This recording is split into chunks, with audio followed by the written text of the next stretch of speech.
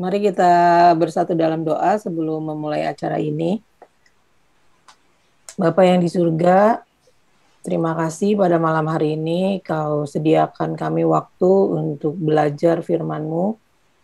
Layakan kami semua, juga layakan pembicara pada malam hari ini, Pak James, sehingga apa yang keluar dari lidah bibir mulutnya juga adalah apa yang ada di dalam pikiran-Mu ya Tuhan.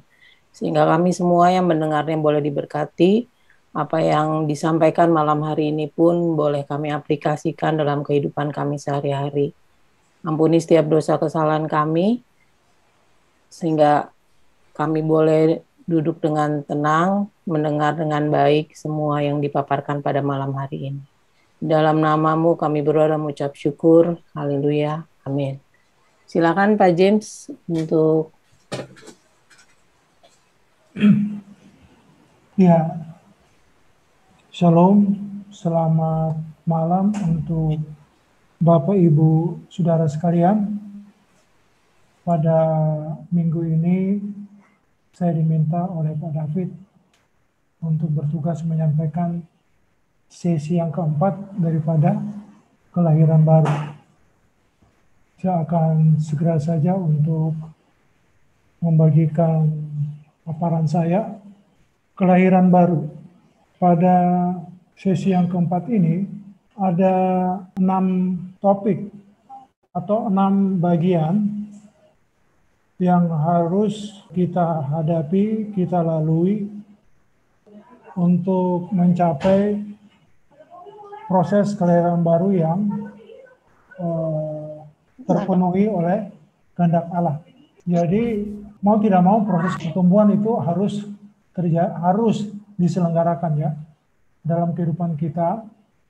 Itu yang pertama. Kemudian yang kedua, apabila pada pencapaian waktu tertentu dalam kehidupan kita, kita bisa ada dalam kondisi tidak bercacat dan tidak bercela, baik di hadapan Tuhan maupun sesama. Kemudian yang ketiga, fokus yang dipindahkan. Nah, mungkin ada persoalan-persoalan kalau kita menghadapi proses kelahiran baru, tapi kalau di sini disampaikan bagian yang ketiga ada fokus yang dipindahkan, ya kita harus berani ambil sikap pilihan untuk pindahkan hati kita untuk berpikir berperasaan seperti Tuhan Yesus. Artinya bukan lagi untuk kepentingan di dunia ini, tetapi untuk kepentingan nanti, kekekalan. Kemudian pada bagian yang keempat, apabila itu sudah tercapai semua, kemudian kita tidak melayani, kita pasif dalam arti lebih banyak peduli terhadap diri sendiri, itu belum. Jadi harapan ada pelayanan yang kita ikut aktif di sana. Kemudian apabila itu 4 bagian tadi sudah tercapai, kita diharapkan ada dalam satu kondisi di mana di sini dikatakan tawanan roh. Dalam artian yaitu roh Allah, roh Bapa yang menguatkan, menguduskan, ya, membimbing ya roh yang ada dalam kita sehingga betul-betul sesuai dengan roh ilahi, ya, roh ilahi. Pekerjaan-pekerjaan daging itu jadi urusan yang akan kita tinggalkan pelan-pelan sehingga yang menonjol adalah perbuatan roh. Terus akhirnya ujung daripada tema sesi keempat ini adalah kita menjadi terang, ya, menjadi pelita Tuhan. Roh manusia kita akan menjadi pelita Tuhan dimanapun kita berada, ya.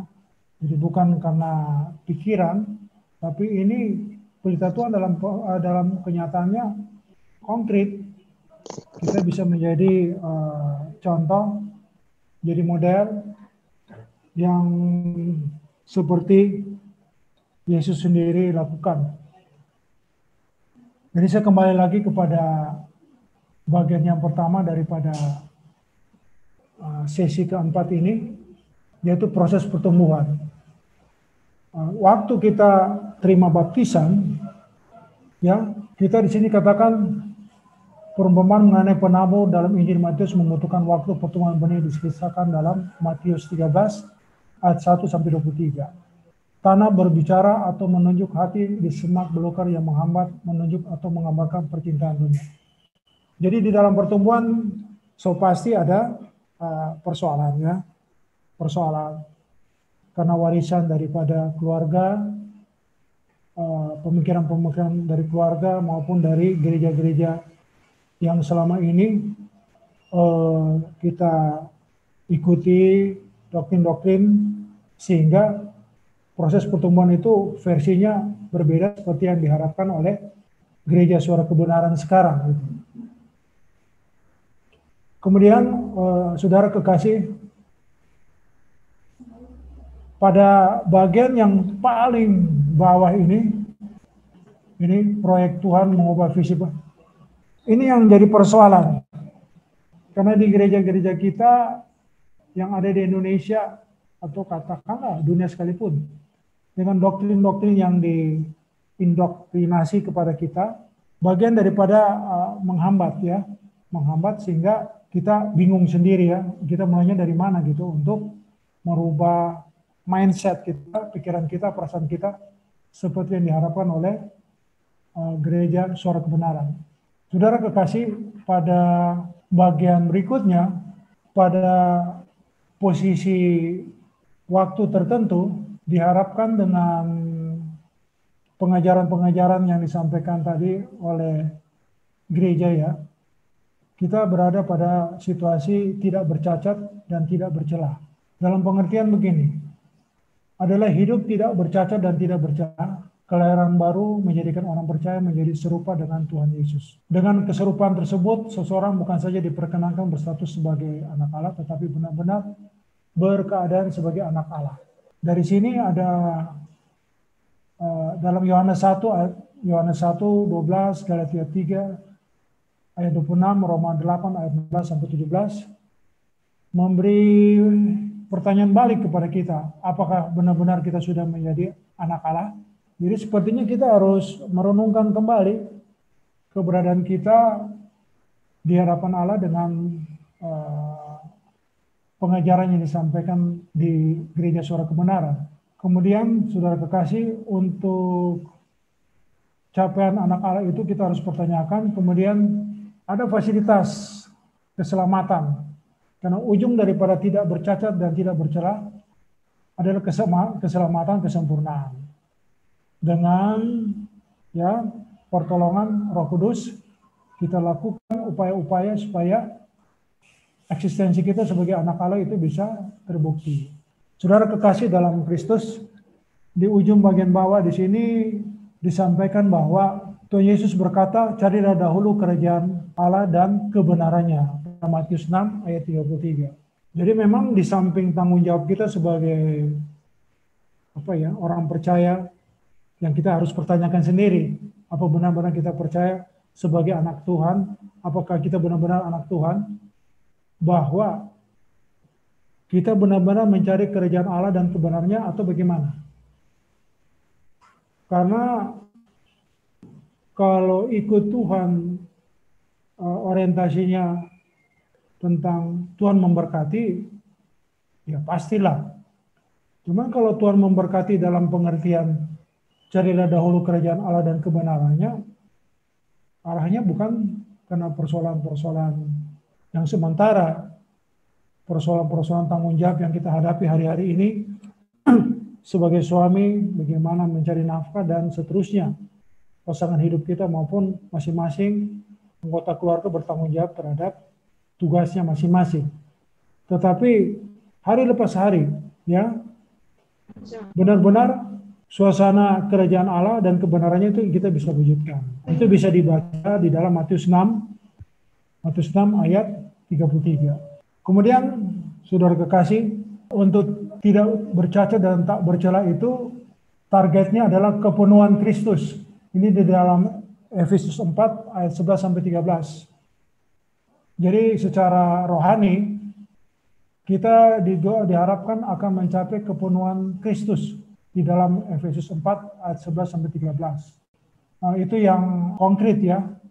Pikiran perasaan sebagai Kristus, yaitu kepenuhan Kristus sendiri di dalam Efesus 4 ayat 11 sampai 13. Kemudian di dalam upaya untuk tidak bercacat dan tak bercela itu, di dalam Matius 5 ayat 48 dikatakan di sini, haruslah kamu sempurna sama seperti Bapamu yang di surga adalah sempurna. Iya, berarti sempurna yang diharapkan ini bukan sempurna versi 1. Persis seperti Bapa yang ada di surga sekarang. Tetapi sempurna sesuai dengan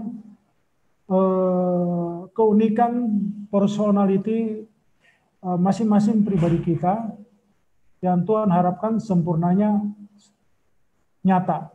Jadi keunikan saya adalah kesempurnaan saya yang diharapkan oleh Bapa Surgawi.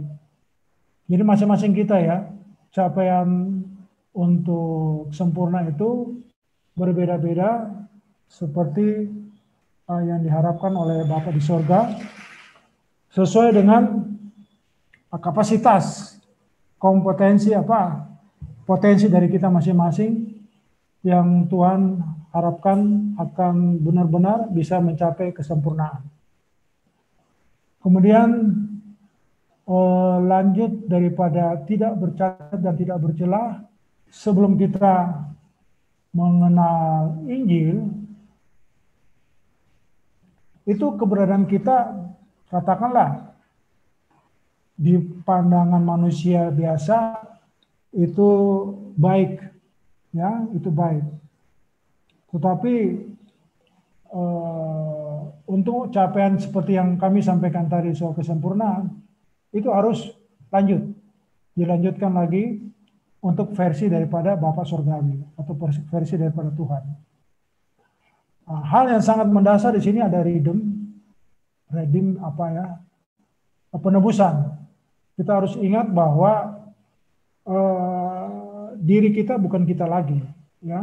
Kita sudah dibayar mahal oleh nyawanya, darahnya, sehingga sesungguhnya diri kita sendiri ini adalah bukan punya kita lagi.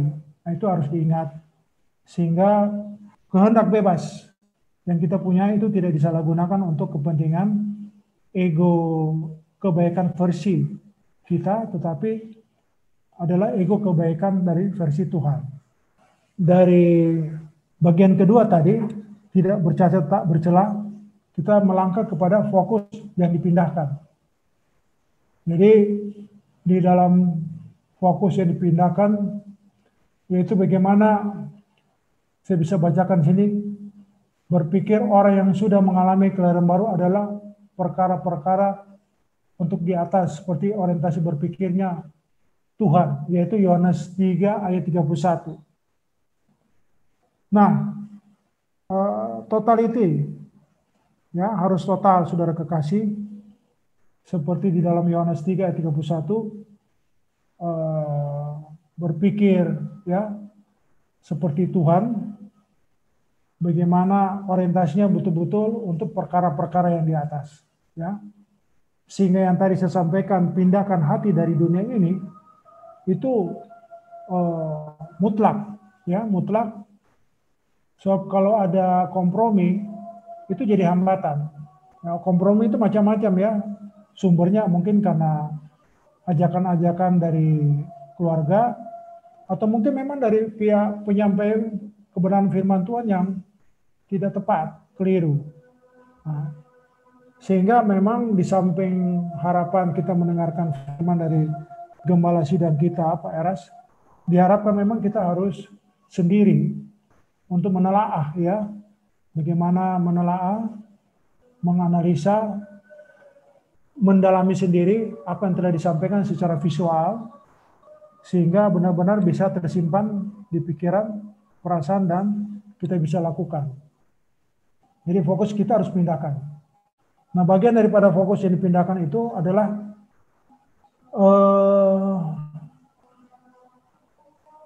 perpindahan itu, ya, bukan setelah kita mati, saudara kekasih, kita meninggal, tetapi dimulai sejak sekarang, ya.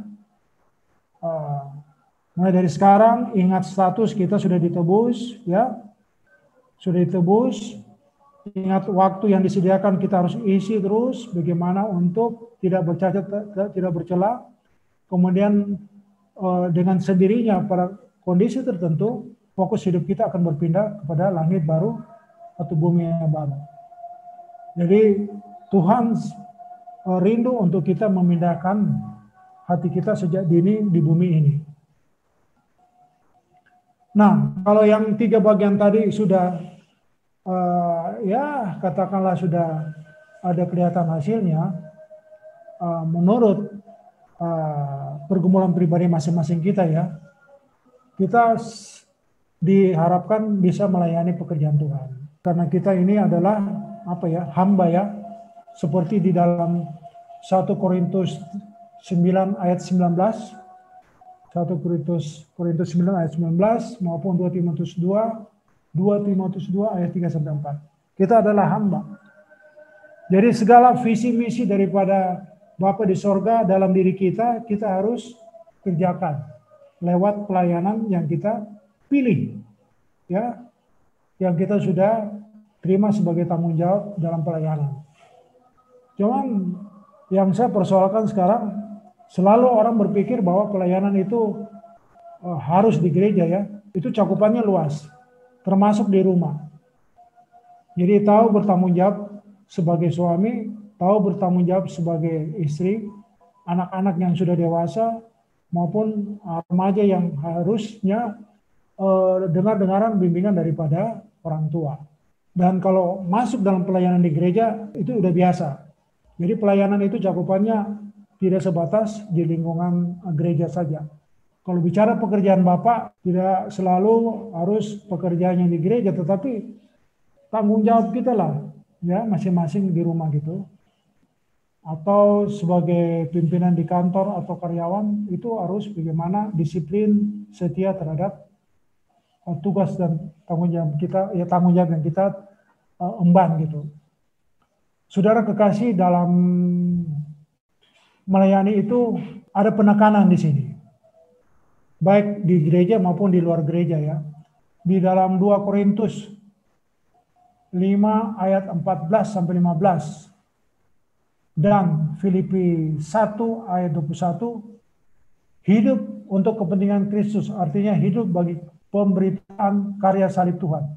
Hidup untuk pelebaran kerajaan Allah agar jiwa-jiwa yang belum diselamatkan dapat terselamatkan oleh Tuhan sendiri lewat gaya hidup kita, lewat tutur kata kita, perilaku kita sebagai contoh kehadiran Tuhan dalam hidup manusia yang berkenan kepada Dia. Jadi saudara kekasih, apapun yang kita kerjakan, beraktivitas, memang betul sebagai tanggung jawab itu untuk kepentingan keluarga, tapi apabila itu kita satukan bahwa itu semua sesungguhnya untuk kepentingan Kristus, kehadiran Kristus dalam pelayanan kita, dalam aktivitas kita, itu juga bagian daripada bagaimana melayani pekerjaan Bapa di surga. Ini ada ayat yang disampaikan di sini, Matius 16 ayat 25.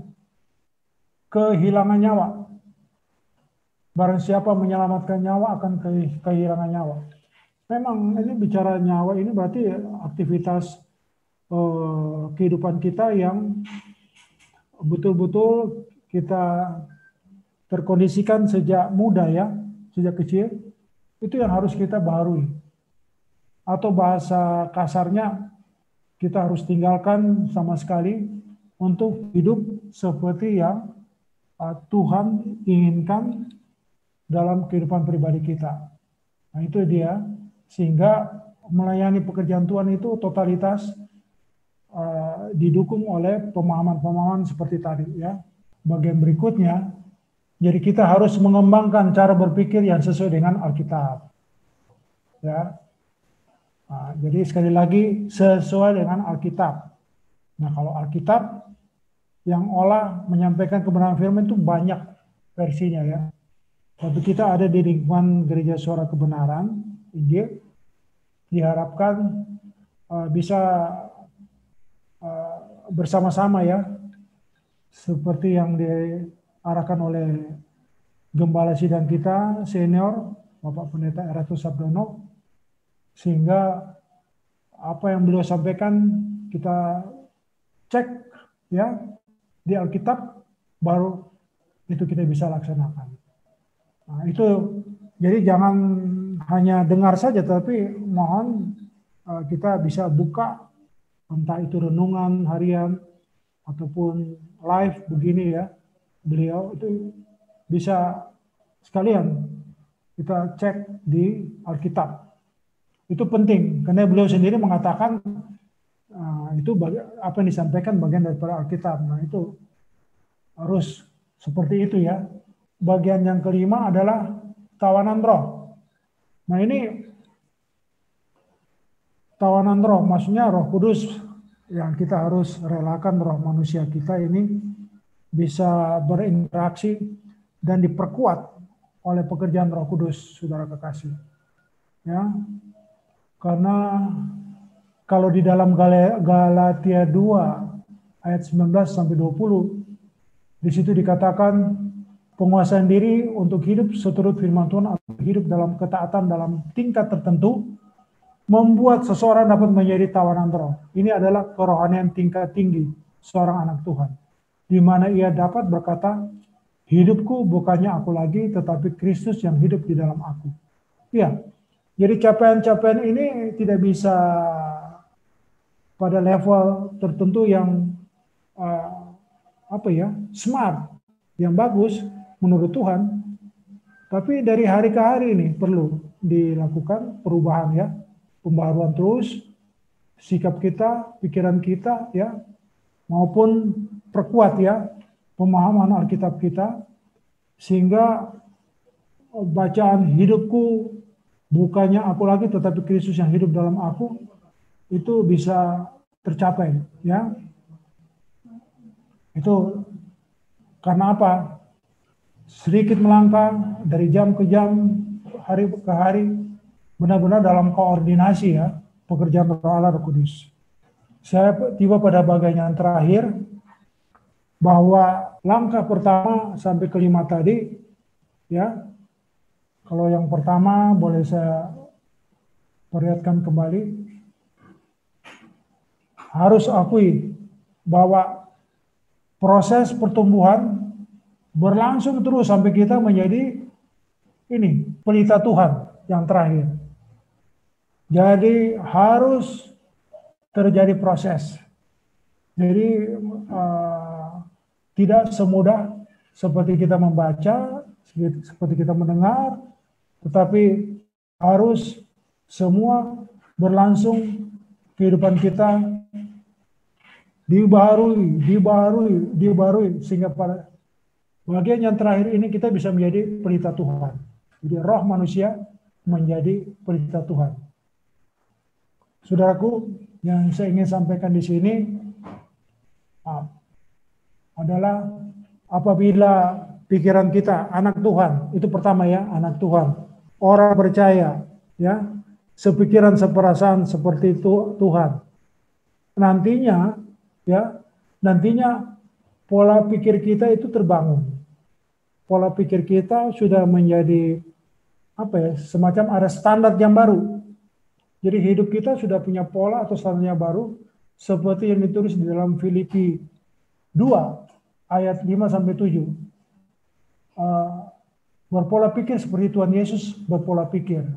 Ya, memang Yesus walaupun umurnya hanya sampai 33,5 tahun, ya, tapi itulah yang dia model yang dia ingin sampaikan, tunjukkan kepada kita apabila benar-benar ingin meneladani kehidupan Yesus dalam kehidupan kita, atau seperti Bapa Surgawi inginkan kepada kesempurnaan masing-masing pribadi kita.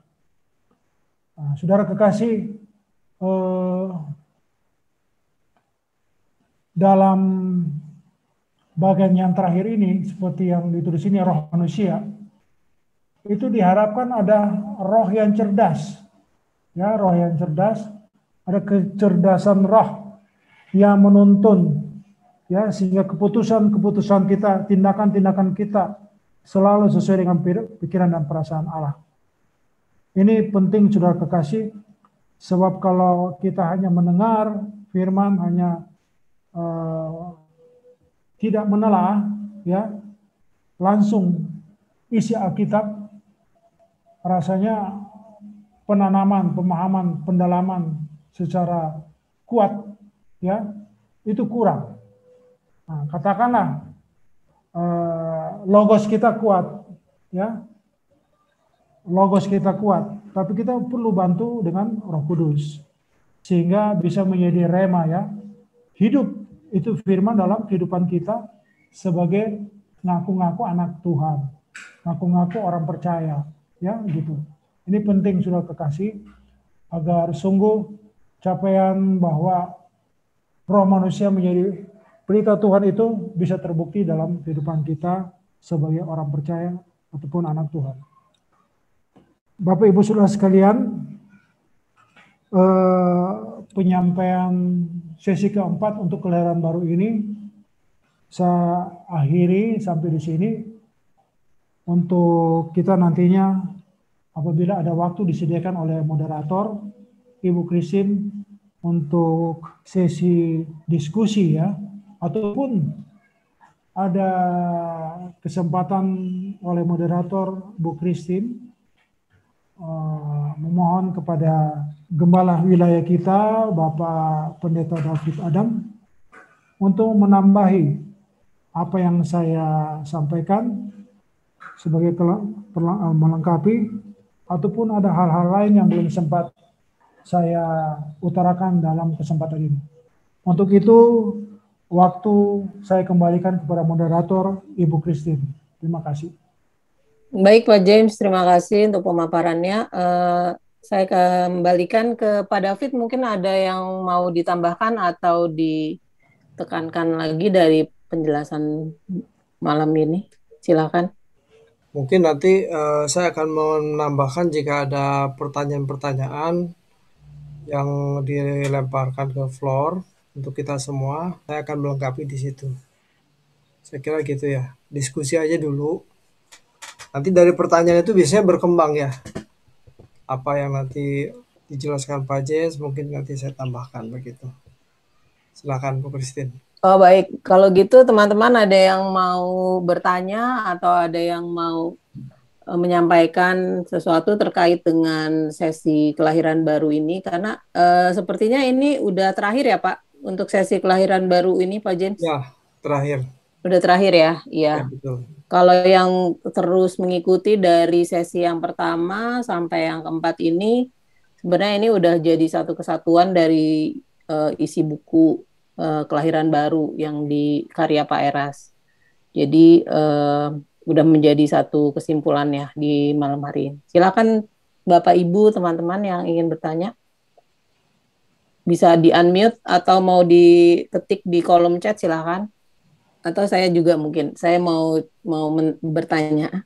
Di halaman slides yang hampir terakhir ya, slides ke-14 gitu, yang disebut roh manusia menjadi pelita Tuhan. Nah ini di paragraf terakhir itu kan dikatakan bahwa roh manusia inilah yang disebut dalam perjanjian lama sebagai nesyamah. Nesyamah ini berasal dari kata nismat hayim.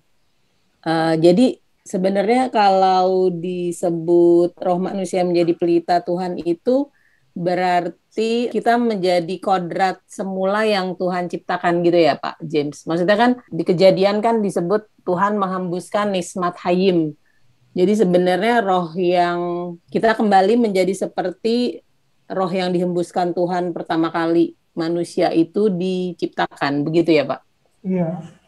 Kalau di sini kan oh ya, itu udah ada penjelasannya di bawah ya. Kata nesama berasal dari kata nismat hayim. Iya. Roh manusia nesama yang pernah dihembuskan oleh Allah kepada manusia itu adalah kualitas orisinal dari Tuhan yang luar biasa. Kejadian 2 ayat 7. Iya, betul. Tapi selanjutnya kan itu akan hilang ya, setelah manusia undur ya. Jadi roh itu sempat undur ketika manusia jatuh dalam dosa gitu ya, Pak? Iya. Nah itu kan peristiwa 2000 berapa ya? 2000 tahun sebelum Masehi, malah 1500 tahun sebelum Masehi. Saya ingin menghadirkan ini suasana yang lama itu dengan bagaimana bandingkan suasana yang sekarang. Karena suasana sekarang kita kan sudah terima Yesus ini, juru selamat penebus. Semua sudah diselesaikan, bayangkan ya. Dia juru selamat.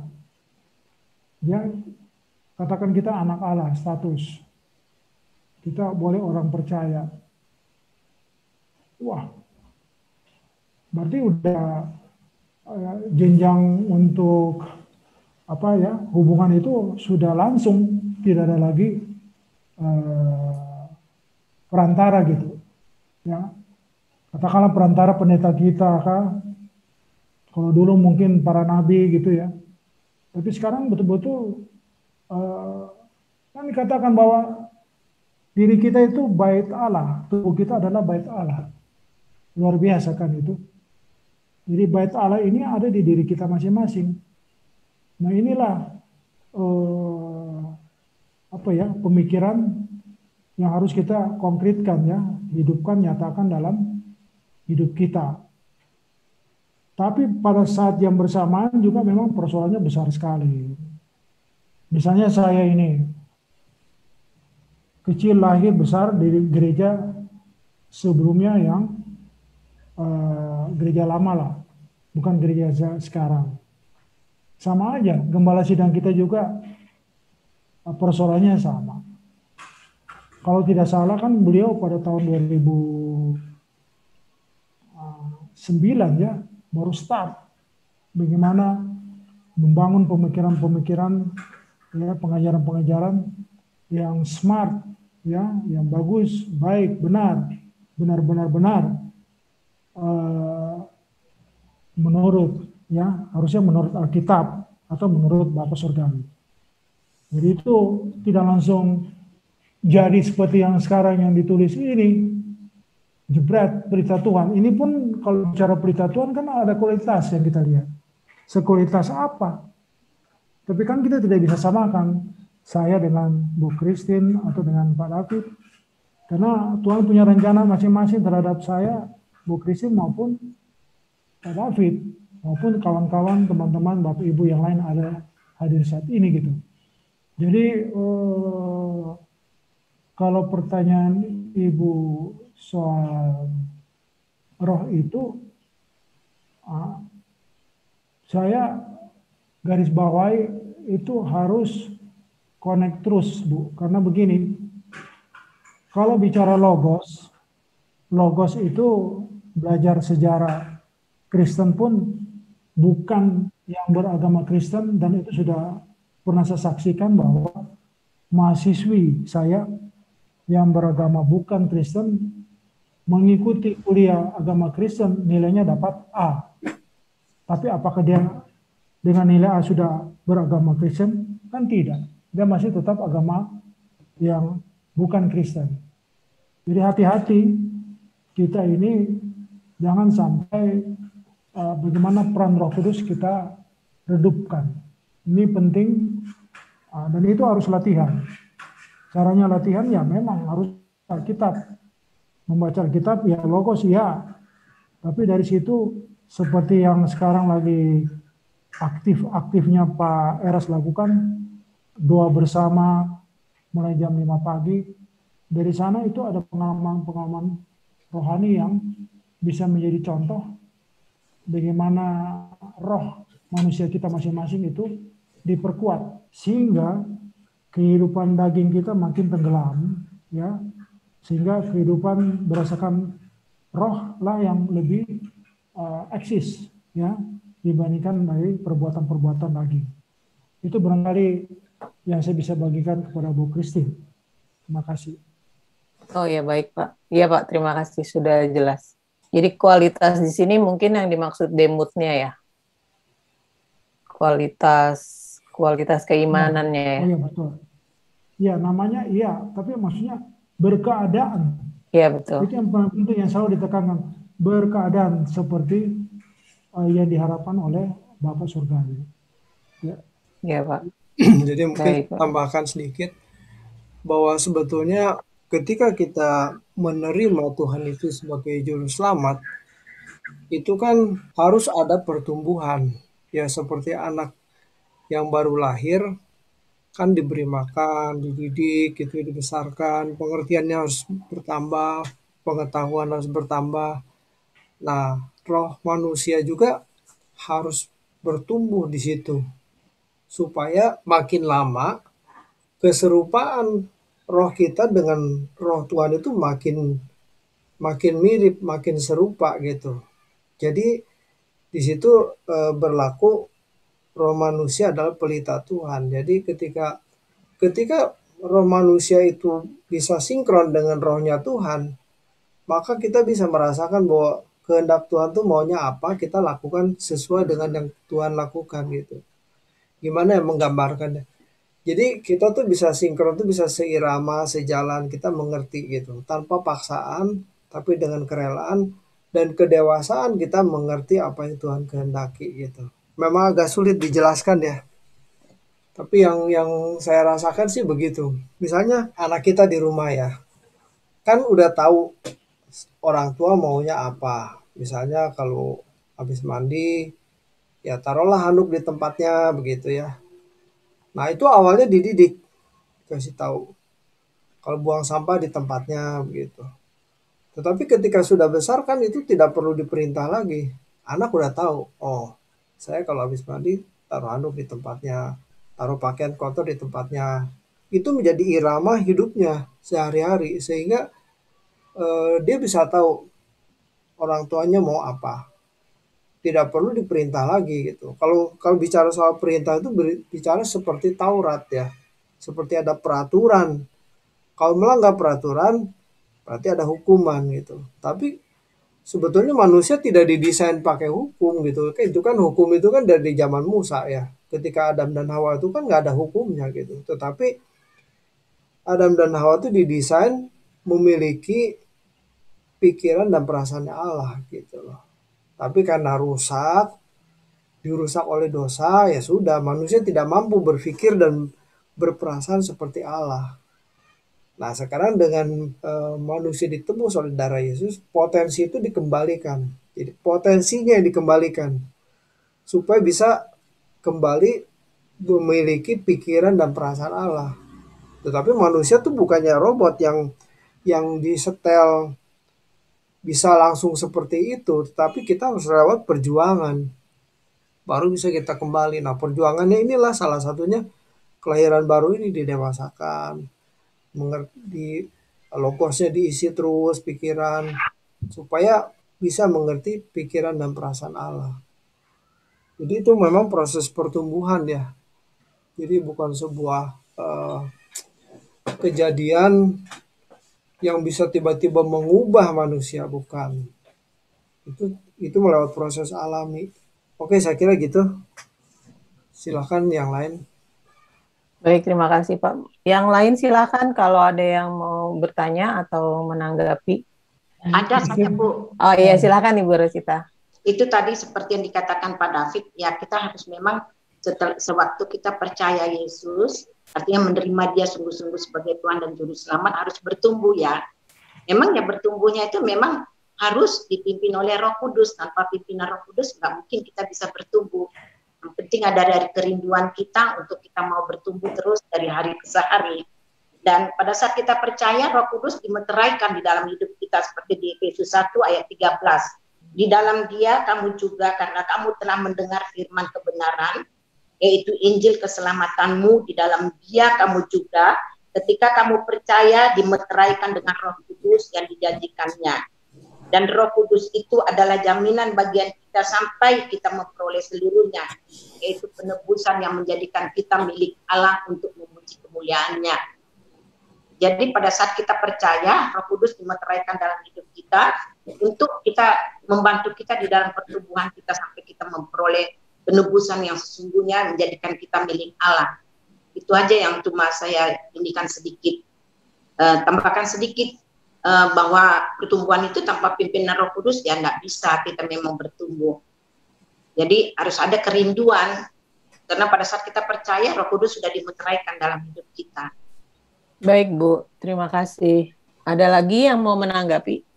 Saya juga tertarik sih Pak. Sebenarnya kan jadi orang Kristen sesudah di zaman ini tuh artinya bukan yang hidup di zaman Perjanjian Baru, kan artinya kita sudah dapat eksosia ya, udah dapat kuasa. Kuasa itu penebusan, Injil, Roh Kudus, dan penggarapan. Tapi kadangkala mungkin kita jadi tidak berkualitasnya karena kita nyaman, karena kita merasa sudah ditebus.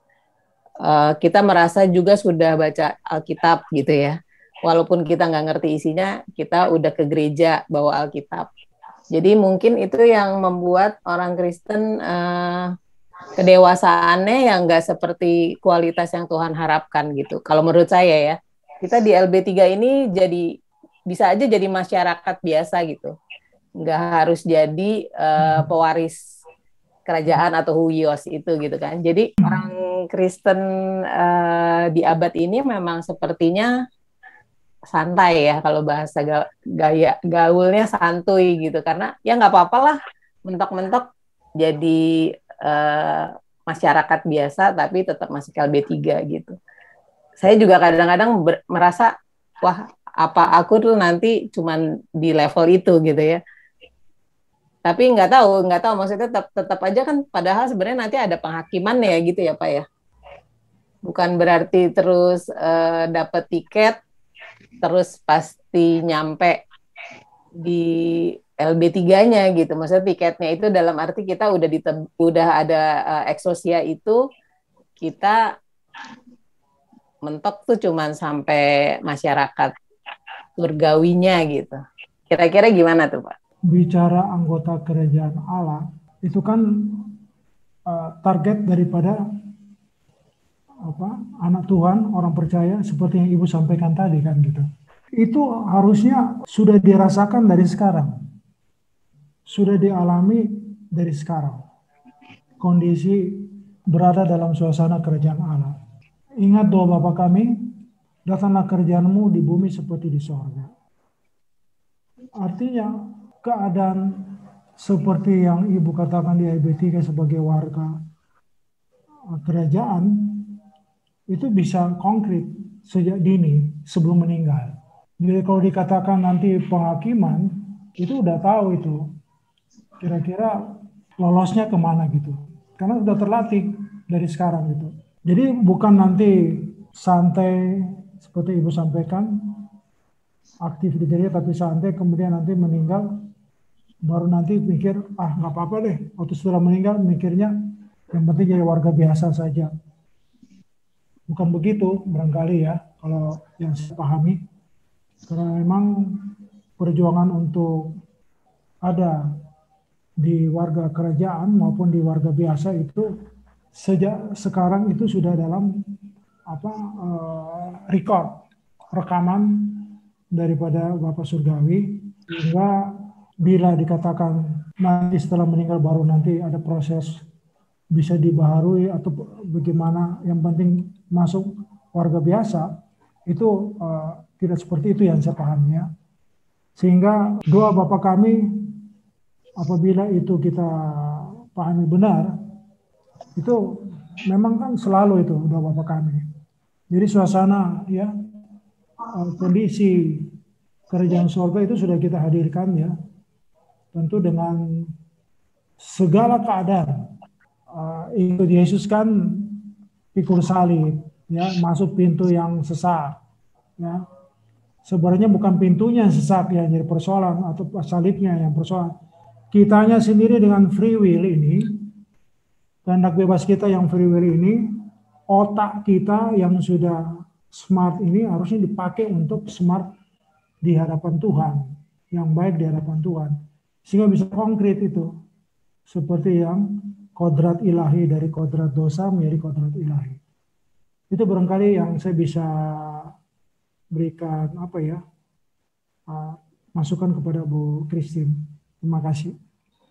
Baik Pak, terima kasih. Ya silakan yang lain, masih ada waktu untuk bertanya atau memberikan pernyataan. Halo, Ya, Shalom Pak. Judulnya kan kelahiran baru Pak ya. Kelahiran baru itu kebetulan beberapa waktu yang lalu juga kita ada grup-grup yang membahas ini juga gitu Pak. Terus ada pertanyaan yang agak membingungkan bagi kami juga yang masih katakanlah masih relatif muda di ilmu-ilmu yang beginian. Katakanlah seseorang sudah lahir baru itu, apakah masih bisa nggak lahir lagi baru atau katakanlah nggak masuk surga gitu Pak. Contohnya gini Pak, katakanlah murid Yesus itu apakah semuanya sudah lahir baru gitu. Misalnya kayak si Thomas yang pernah menyangkal Tuhan Yesus, terus katakanlah si Judas, begitu Pak. Jadi kalau kelahiran baru itu seperti yang pernah disampaikan Pak David dan Pak James itu cenderung lebih mendekatkan diri kepada Tuhan, mengerti kehendak Tuhan dan seterusnya. Nah, kalau katakanlah orang sudah seperti Judas, katakan pendeta-pendeta yang pernah kita dengar di mass media sudah bikin mujizat, tiba-tiba jatuh dalam perzinahan. Jadi selama ini mereka itu gimana Pak kira-kira? Apakah sudah lahir baru atau bagaimana gitu Pak? Itu saja Pak, terima kasih Pak. ya. Bagaimana Bu Christine? Saya langsung tanggapi. Iya Pak, silakan langsung Ya. ditanggapi. Kalau yang disampaikan di sini kelahiran baru itu bukan saya kemarin merokok, kemudian minggu-minggu berikutnya tidak merokok, lahir baru. Sepertinya bukan begitu yang saya pahami. Karena lahir baru itu sepanjang masih ada kodrat dosa dari individu itu, di situ tetap berlangsung proses kelahiran baru. Sampai biasanya tutup mata pun itu ujung terakhir daripada proses kelahiran baru si orang percaya itu. Itu yang saya pahami. Jadi kelahiran baru tidak ada di waktu-waktu tertentu sepanjang dia masih hidup. Itu berlangsung terus, ya. Nah, harapan kita, harapannya Tuhan ya, katakanlah Tuhan punya harapan. Kelahiran baru itu walaupun kita belum meninggal, target kodrat ilahi itu sudah nampak dalam kehidupan orang percaya atau anak Allah. Tapi dengan pengalaman-pengalaman yang ada dalam Injil itu, kelihatannya puncak kelahiran baru pada saat hari H selesai meninggal. Sudah selesai, baru jantung berhenti. Atau apa istilahnya ya, wafat gitu. Jadi kelahiran baru itu bukan satu momen-momen ya. Titik sini terus loncat titik berikutnya, tetapi terus. Jadi kalau titik kita sambung-sambungkan titik, itu kan jadi satu garis. Titik disambung titik, sambung titik, sambung titik, disambung titik, itu garis. Nah, persoalan berikutnya, apabila proses pertumbuhan, perubahan itu, yang dikatakan lahir baru, itu setiapnya berkualitas. Makanya itu ada grafiknya, garis lurus tapi bukan grafiknya datar, tetapi sebaiknya naik seiring dengan waktu kita menjelang kematian. Jadi itu yang bisa saya bagikan Pak Rasman, bahwa kelahiran baru itu sifatnya atau kondisinya, keadaannya itu berlangsung terus menerus sampai menutup mata. Nah, disitulah nilai dia di hadapan Tuhan. Hubungannya tadi dengan pertanyaan Bu Christine soal yang penting jadi warga biasa, sebelum meninggal pun sebenarnya udah bisa kebaca itu, ya, apalagi aktif ya, berdoa, doa pribadi dengan Tuhan. Tapi yang menurut saya, apalah artinya berdoa begitu, tapi apa dampaknya dengan orang sekitar itu nggak ada. Harusnya ada gitu. Karena mereka merasa damai di tengah-tengah kita, bukan malah kita aktif berdoa, tapi apalagi itu setelah itu berdosa dalam pengertian melukai omongan kita, dan seterusnya ya. Ketikan-ketikan kita di WA atau di medsos itu, kalau baca ulang itu bisa ada rasa luka bagi yang membaca. Nah itu yang sekali lagi saya tekankan, kelahiran baru itu bukan di waktu tertentu, tapi sepanjang waktu sampai saat kita menutup mata. Itu berlangsung baru terus. Dan baru bukan dalam pengertian moral umum. So, kalau moral umum kalau moral umum menurut standar yang kelahiran baru itu di titik nol. Bayangkan, karena di situ dikatakan lepaskan letih lesu berbeban berat. Itu berarti kan persoalan-persoalan kita yang sifatnya sementara itu harusnya kita lepas. Jadi kalau lahir baru itu betul-betul versinya Tuhan yang dirasakan baik oleh sesama di sekitar kita. Apalagi Tuhan ya, itu aja. Mudah-mudahan ini bisa dimengerti dengan baik oleh Pak Rasman. Itu barangkali Pak Rasman. Saya kembalikan ke Bu Christine. Bagaimana Pak Rasman? Ada yang Ya, kurang? Terima kasih. Ya, Iya, baik. Pak Ajat. Ya, terima kasih. Ada pertanyaan dari Pak Agus, silakan Pak Agus. Oh belum. Tadi sepertinya ada pertanyaan Pak Rasman yang menanyakan tentang murid-murid Yesus bagaimana. Saya mungkin mau menambahkan kali ya. Seingat saya murid-murid Yesus itu 12 murid Yesus itu kan menjadi rasul ya. Dan di akhir hidupnya mereka meneladani kematian seperti Tuhan Yesus.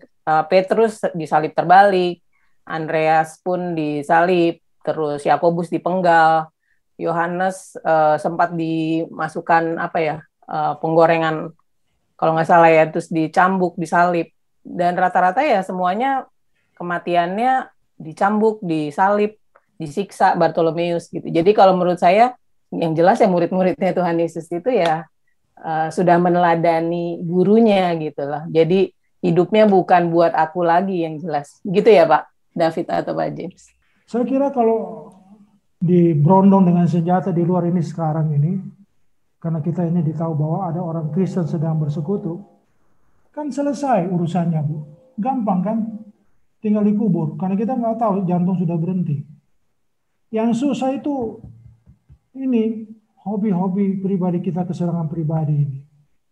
Dengan rapi kita bungkus tanpa sepengetahuan pasangan hidup kita. Kita tetap lakukan dengan baik. Itu yang berat, kesenangan pribadi kita, hobi pribadi kita. Aduh, terus banyak hal-hal yang tersembunyi yang pasangan hidup kita, keluarga kita nggak tahu, tapi kita menyimpang ya, menurut Tuhan. Itu lebih sulit. Sebab kalau tadi yang Ibu bilang salib terbalik atau katakanlah modern sekarang kan sudah pakai senjata, ditembakin semua di sini, kan selesai. Kita nggak ada pusing-pusing lagi bagaimana mesti aktif berdoa lah segala macam karena udah jantung berhenti. Jadi lebih sulit sekarang kalau menurut saya Bu Christine karena kenyamanan hidup ya Pak. Iya. Karena kenyamanan hidup, apalagi sekarang memang betul pandemik itu membatasi kebahagiaan manusia, firdausnya manusia, membatasi kita tidak bisa rekreasi lagi, sehingga semua kualitas kebahagiaan manusia, firdaus ya, itu menurun. Tapi jangan lupa, dunia dengan segala kesenangannya berkreasi lewat teknologi. Masuklah wilayah yang terbatas ini ke wilayah teknologi, internet. Anda bisa suka-suka di sana. Sangat. Tidak bisa ada yang kontrol, hanya diri sendiri. Jadi nasib ilahinya kita itu hanya kita, bukan bisa ditegur, nggak bisa lagi. Karena itu bebas lewat internet. Nah, mungkin yang kurang, ini saya bicara yang begini untuk yang muda-muda ini, kesian mereka, lebih berat kalau menurut saya. Karena ekonomi juga sudah menurun, saingan yang profesional juga banyak, sehingga benar-benar sulit ya untuk mendapatkan pekerjaan, bangun usaha sendiri sama saja tantangannya. Kayak sekarang tidak boleh berkerumun, tidak boleh, harus jaga jarak. Itu bagian-bagian daripada kekualitasan Firdaus dunia itu Tuhan izinkan untuk turun, sehingga katanya dengan itu kita bisa ke Tuhan. Tunggu dulu. Kalau yang ngerti doa Bapa kami, ini kesempatan untuk itu. Tapi kan tidak otomatis. Jadi yang tadi dikatakan lewat Pak David maupun Bu Rusita, bagaimana kita harus memperkuat itu roh manusia kita itu untuk connect dengan Roh Kudus, sehingga benar-benar dari nurani kita itu nurani ilahi. Itu barangkali untuk menambahkan bahwa situasi sulit ke depan ini makin meningkat, tantangan makin berat, sehingga kalau hanya terus gerejanya membagi logos, membagi logosnya itu tanda petik membingungkan gitu. Padahal Alkitabnya satu ini. Makanya kalau cuma ikut-ikutan karena dengar khotbah tetapi tidak membaca. Karena kalau membaca pun itu harus bantu dengan Roh Kudus. Kalau dengar saja belum, menurut saya harus dengar omongan pembicara, buka Alkitab, berdoa di situ, benar nggak ini ngomongannya, gitu. Dan itu harus ditumbuhkan itu dari waktu ke waktu, sehingga terpola, terstandar pekerjaan roh manusia kita itu sesuai dengan Roh Kudus dari Tuhan sendiri yang maha segala hadir, sehingga kita menjadi manusia ilahi di tengah-tengah dunia yang masih nyata ini. Itu barangkali dari saya, Bu Christine. Iya, Pak.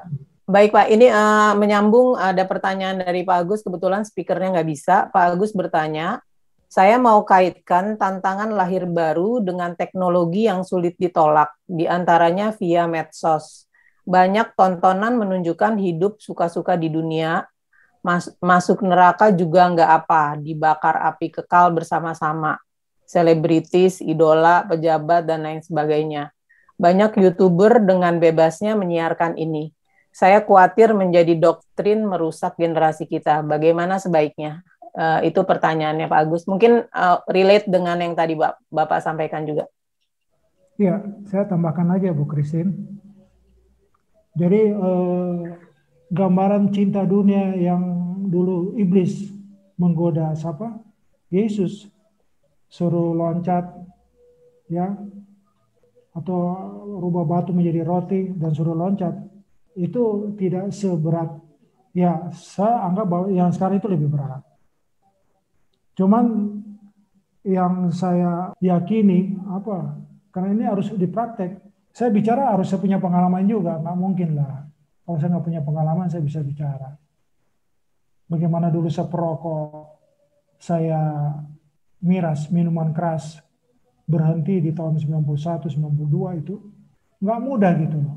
Buktinya teman-teman sepermainan saya sampai sekarang masih aktif, walaupun dulu dia tidak separah saya merokok atau miras. Nah, yang saya mau katakan di sini karena Pak Agus menjadikan satu dimensi atau suasana besar kemajuan teknologi, sehingga semua daya tarik dunia tertampung di situ, Pak Agus. Ya, tertampung di situ, bukan tersimpan saja tapi dia itu hidup. Ya, teknologi informasi itu hidup untuk mengajak sekalian bagaimana nikmatnya gitu tanpa takut dengan Tuhan. Dan kalau boleh saya agak berani sampaikan bahwa dia sudah tersandra ya. dengan roh daging gitu. Kedagingannya kuat gitu loh. Udah berat memang. Jadi udah karena tersandra, logosnya kurang, kita pun logos banyak belum tentu hidup oke di hadapan Tuhan. Nah ini apalagi logosnya kurang, suasana di kondisinya sudah daging semua gitu ya. Ya udah kelelep, tenggelam semua di sana gitu. Dan itu bukan perkiraan, pastinya gelap menurut pengamatan Tuhan. Sebab kalau kita bilang gelap, mereka bilang tidak kok. Kami merasakan happy.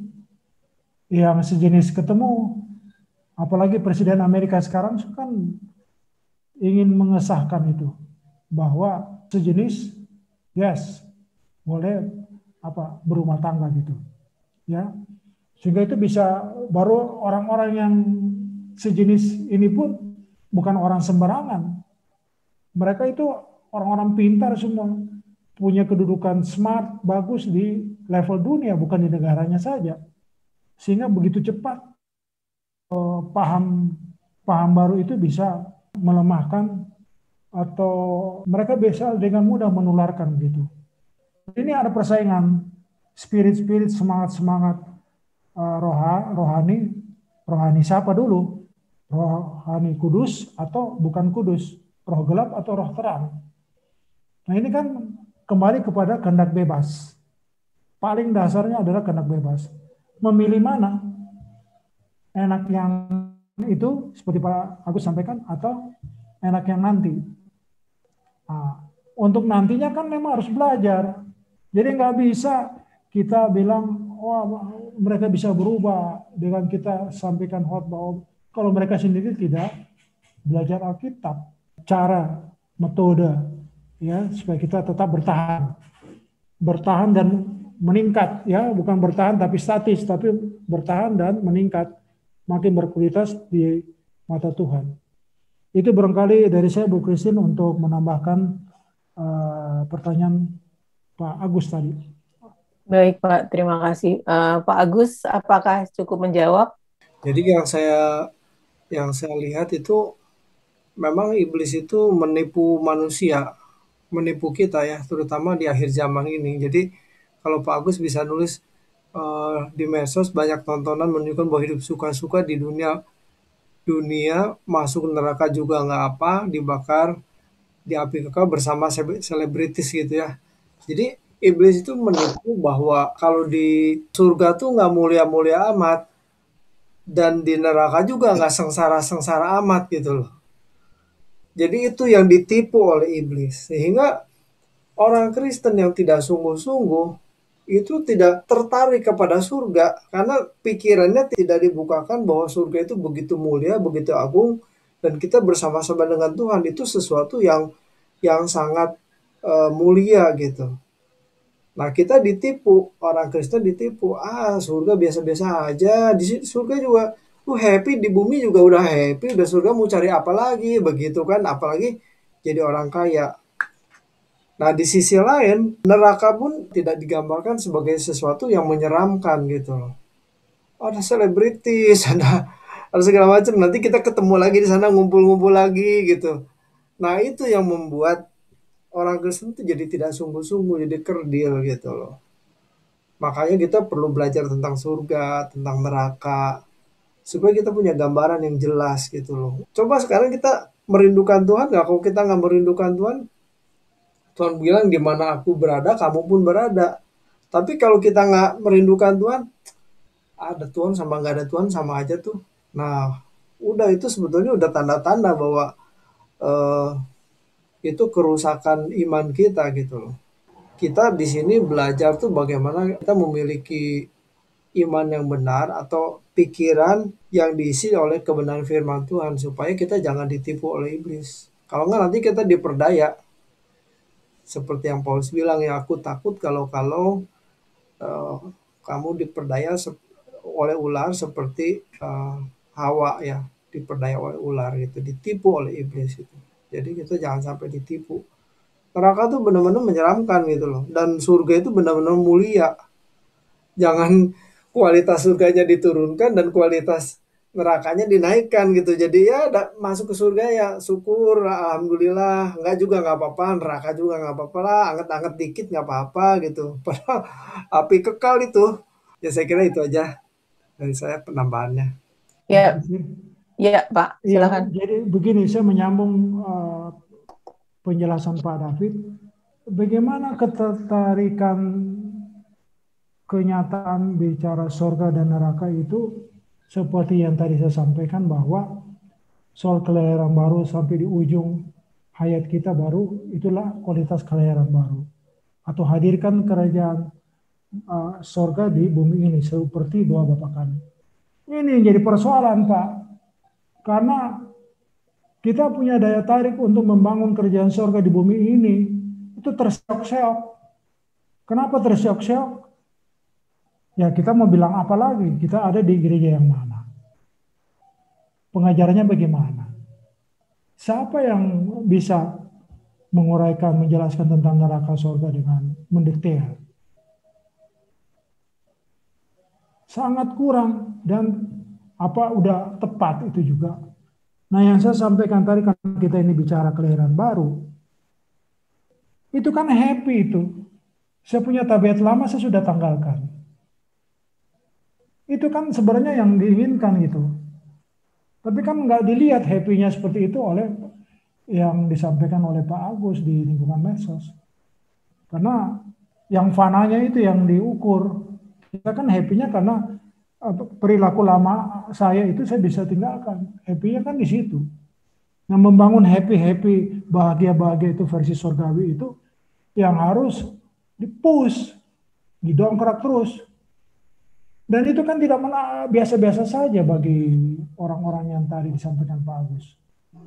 Karena nggak punya mobil bagus dia ini, ya. Atau mungkin juga kalau punya mobil bagus jadi persoalan sama teman-teman seiman. Nah ini dia. Jadi ya makanya karena topik kita ini kelahiran baru, ini kita harus selalu siap setiap saat untuk disentil ya, bahwa itu kamu masih lama ini, baru ya gayamu. Hanya kita yang tahu kan masing-masing Pak apa yang berkenan, yang tidak berkenan kepada Tuhan. Jadi kebahagiaan yang versi Tuhan itu yang kita harus hadirkan dalam pengajaran-pengajaran, pengalaman-pengalaman dari gereja untuk bisa bersaing dengan kebahagiaan versi yang disampaikan oleh medsos gitu. Ini yang berat untuk gereja ya, karena gereja sendiri belum ada dalam satu kebersamaan yang saya lihat mengarah kepada apa ya gitu, rencana besar daripada Bapa Surgawi, masih apa ya, saling berpolemik. Harusnya saling menerima, yuk bertumbuh, kalau macet silakan bagaimana, tapi jangan apa ya gitu seperti dihakimi, karena mereka masih sesama kita pakai Alkitab gitu. Itu yang saya sayangkan. Di sana ramai seperti yang Pak Agus ngomong, di lingkungan medsos kalangan Kristiani juga tetap ramai juga saling berpolemik, saling berintimidasi, menjelek-jelekan. Ini jadi janganlah sebut gereja, tetapi bagaimana bangun ya. Yang diajarkan itu bagaimana Yesus itu saja. Ya, kembali ke Tuhan, kembali ke Yesus. Itu saja yang terus dia harus hadirkan dalam omongan sampai penyampaian renungan. Jadi itu Bu Christine yang saya bisa tambahkan. Terima kasih. Ya baik Pak. Mungkin saya concern juga dengan apa yang Pak Agus sampaikan, karena memang sih selama pandemi ini kan platform YouTube channel itu kan bertebaran ya Pak. Jadi banyak sekali channel-channel yang share segala hal gitu, dan saya lihat yang menjadi kekhawatiran adalah anak-anak remaja, anak-anak yang belum saatnya memegang handphone atau tab atau apapun itu, browsing itu, mereka dengan mudahnya bisa masuk atau melihat channel-channel tersebut. Jadi memang sih tantangannya kalau sekarang saya bilang orang tua harus membuat teknologi digital itu digunakannya tidak sembrono gitu, karena bikin orang tua aja udah banyak yang adiksi gitu ya, bikin pikiran kita tuh jadi keruh gitu, sulit fokus karena kepengen lihat ini, pengen lihat itu kan, segala yang kita buka di handphone semua ada gitu kan, kita bisa buka channel apapun gitu kan.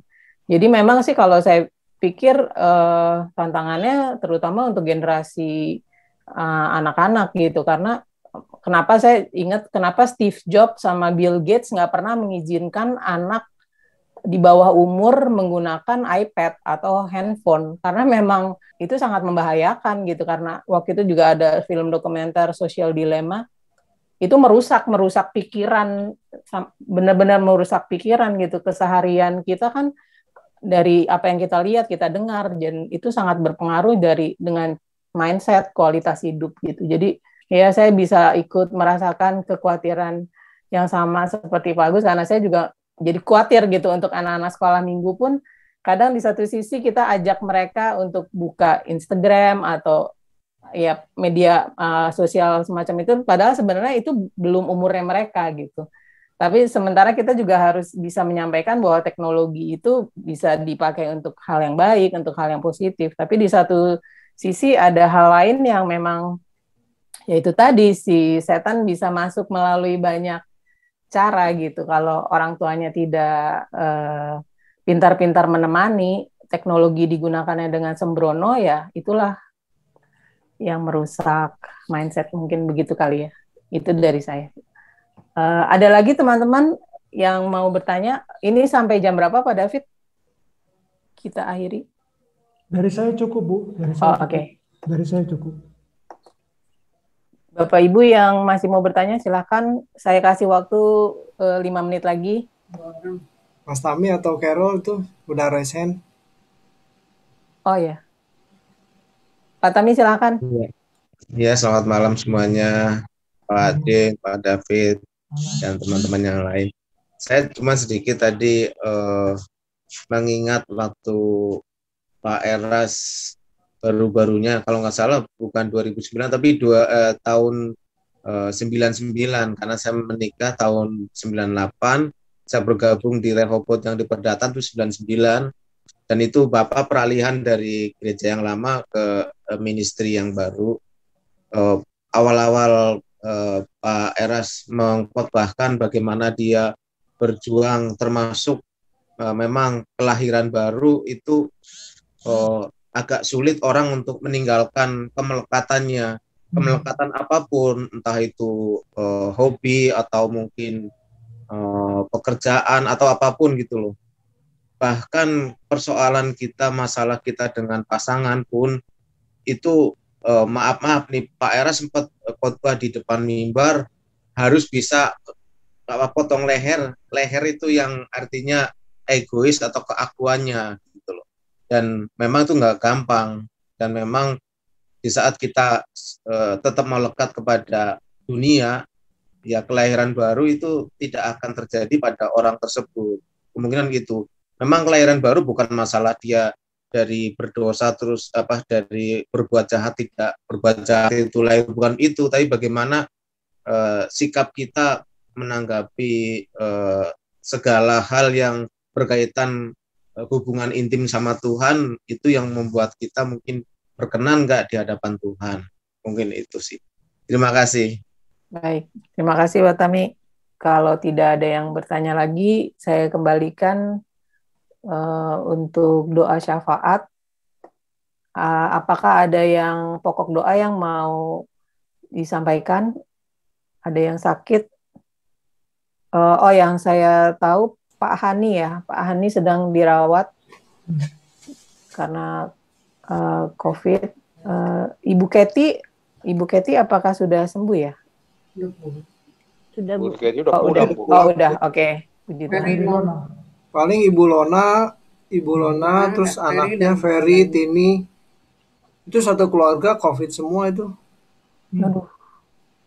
Ferry, Tini, anaknya tuh si Fergiano sama si Gaby. Siapa lagi yang sakit? Yang kebanjiran, Ibu Yanti ya. Baik, kalau begitu kami persilakan Pak James untuk menutup dengan doa dan juga doa syafaat. Kami persilakan. Mari kita berdoa. Bapa Surgawi, dalam nama Tuhan Yesus Kristus, kami bersyukur dengan waktu yang ada kami manfaatkan bersama untuk menelaah sebagian daripada kebenaran firman-Mu dengan topik kelahiran baru. Kami menyadari ya Tuhan, sekalipun pikiran kami sudah penuh dengan sejarah-sejarah tentang Tuhan dalam pikiran kami ya Tuhan, tetapi yang paling penting bagaimana perbuatan kami dengan tuntunan kuasa-Mu, Roh Kudus, hidup nyata, berrema dalam kehidupan kami, pribadi maupun di keluarga kami. Ya Bapa, biarlah Roh-Mu Kudus membimbing kami, apa-apa yang telah disampaikan tadi bisa terus dapat kami ingat kembali dan dimampukan untuk berbuat seperti yang Engkau rindukan kepada pribadi kami masing-masing. Pada kesempatan ini ya Bapak Surgawi,